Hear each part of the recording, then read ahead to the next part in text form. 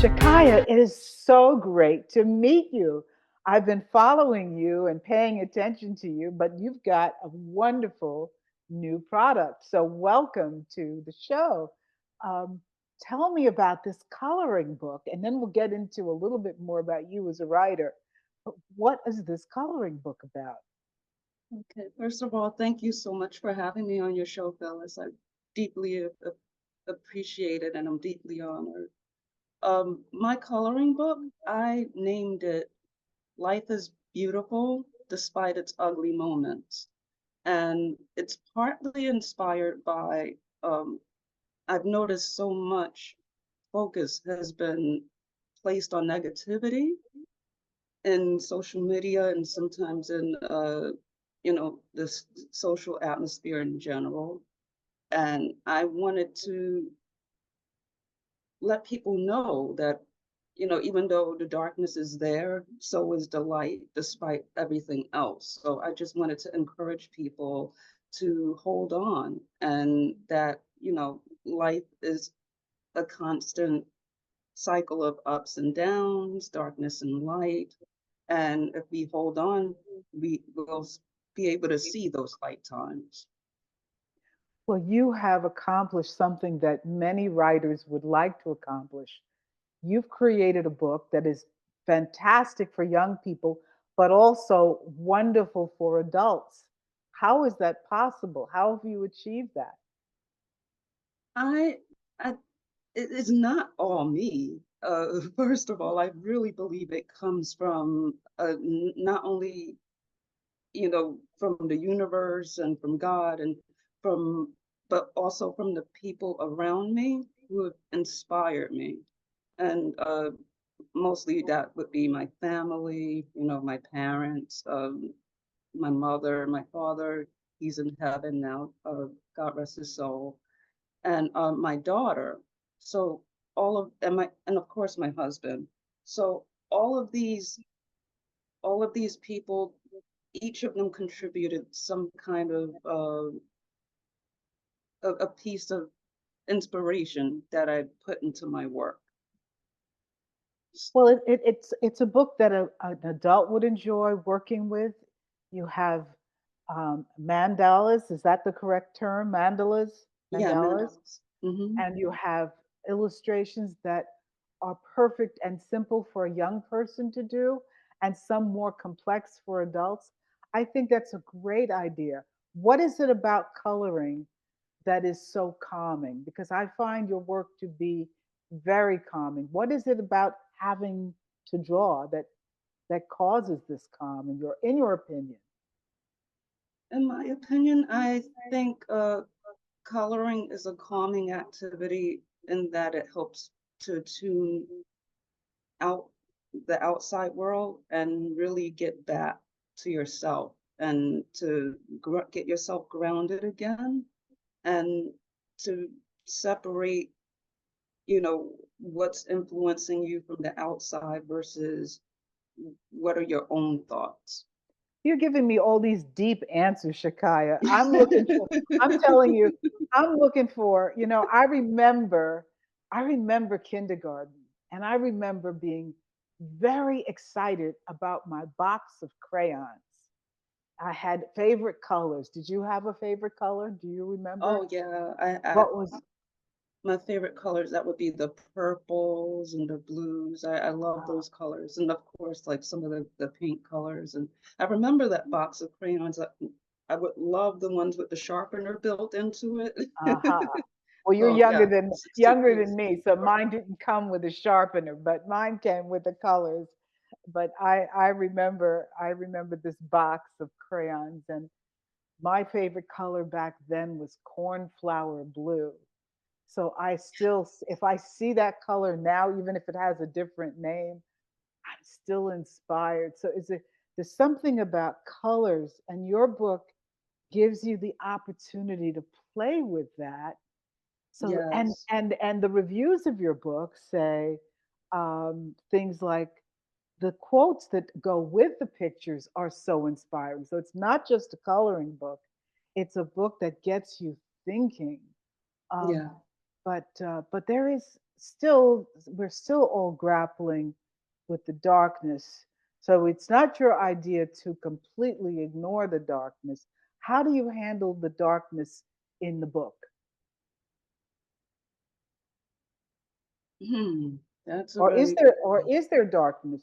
Because the title of your book, does mention that life is beautiful, but it also says, there's ugliness and there is beauty.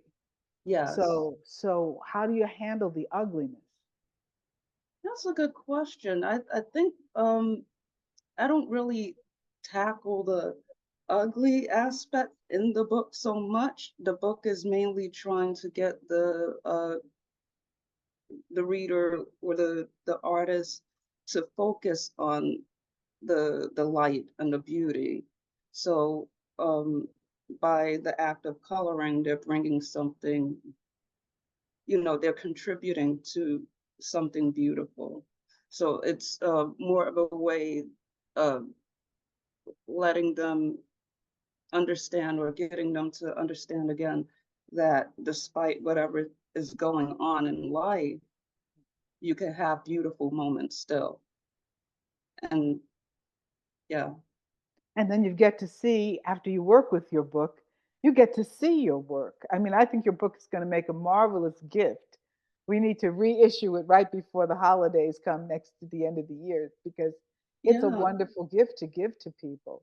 So you and I share some things in common, which I'm through. We apparently met years ago, which I may remember briefly, but looking at your life, I see that you're inspired by some of the same things that inspire me. So let's take a risk and talk about that a little bit. You have written the book about, you've written other books. You've written a book called Duality, which is a collection of poetry and prose and interesting stories. This is your book. yeah, that's Highly it. recommend that people read Duality. But the title intrigues me. So, why do you refer to it as duality? What is there about life that calls forth the word duality? Well, duality, I wrote that because I looked at the world, what was going on around me, and whether it's social or economic or political. Not going to get into politics here, but I noticed that there's this constant disparity that kind of goes across the board, and duality. I just wanted to. I guess it was my attempt at finding similarities. Like, what's the constant thing that brings everything together throughout life? And sometimes duality in itself is just it's just a constant occurrence in nature in life, and it's just something that we have to not necessarily overcome, but maybe just to come to terms with and try to do our best to live with that aspect and learn how to when not necessarily how, but when to compromise or negotiate or when to stand our ground or just finding balance within life itself. I'd love you, Shakaya, to read just a little bit from Duality. I'd like people to hear some of your poetry. We do that a lot on the show. I'd love to hear yours. So go right ahead and read something from Duality. Okay, this one is called Full Circle. Birth, growth, and death, three aspects of life's sequence. It loops on a determined path without agenda or pretense.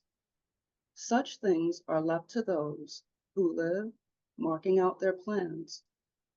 And when they don't pan out, we struggle to understand. What went wrong? Did I act in haste? What is my purpose? Is this all a waste? Yet we endure the swelling tide, the unpredictable nature of life's frantic ride. It washes us ashore on islands far beyond our itinerary. With a brave facade, we improvise while thinking about the contrary. Then we learn sometimes the best trips are those we don't plan to take. Sometimes the best friends are those we don't plan to make. Sometimes life just expands when you thought it would end, and coming full circle, a new life begins. Wonderful, wonderful, and so true. I'm not going to even comment. That is so Mhm. spot on. Wow.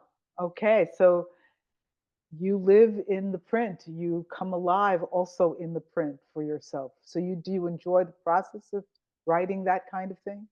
Does it fill you? Absolutely. Yeah. Absolutely. Well, for our listeners, that book is from Duality by Shykia Bell. Is there anything I have not asked you that you would like to talk about? I guess in the spirit of Mental Health Awareness Month, maybe I could talk about that because that's also played an influence in some of my work. It's been, I was diagnosed with depression, basically a major depressive disorder, as well as anxiety. And I didn't find that out until I want to say maybe a year or two after my daughter was born. I was officially diagnosed with that.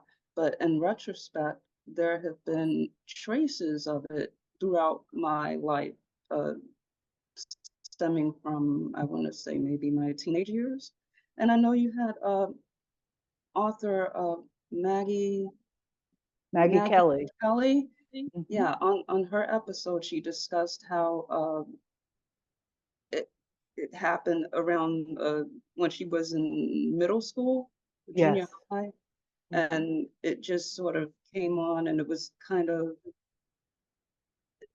that she just felt like things weren't quite right, but I'm not sure if she was able to really pin a label on it then. It kind of happened the same way with me. It looks like I was just functioning with it and just not necessarily treating it, but just chalking it up to, oh, that's just how I am. And how I would describe the anxiety is that it was almost like a constant noise on the inside. It's like a roaring, if you will. And when I, flash forward to after I had my daughter and my doctors diagnosing me with this, it started to manifest itself physically. So I was in denial about it, honestly. Like these are physical problems because I would have like almost like a vertigo that would happen. And he suggested a course of treatment, and then those symptoms went away, and that's when I knew that was my aha moment. Mhm. And so in some ways my daughter, she changed my life in more ways than the obvious. I know they say when you become a mother, life is never the same, and that's true. But she really put me on a path to learning more about myself than I thought would be possible. Well, you also have given that back to other people. Your vulnerability, your honesty, and your love of art and beauty. You really bring a lot to the table. I thank you, and I wish you continued success. Thank you so much for having me.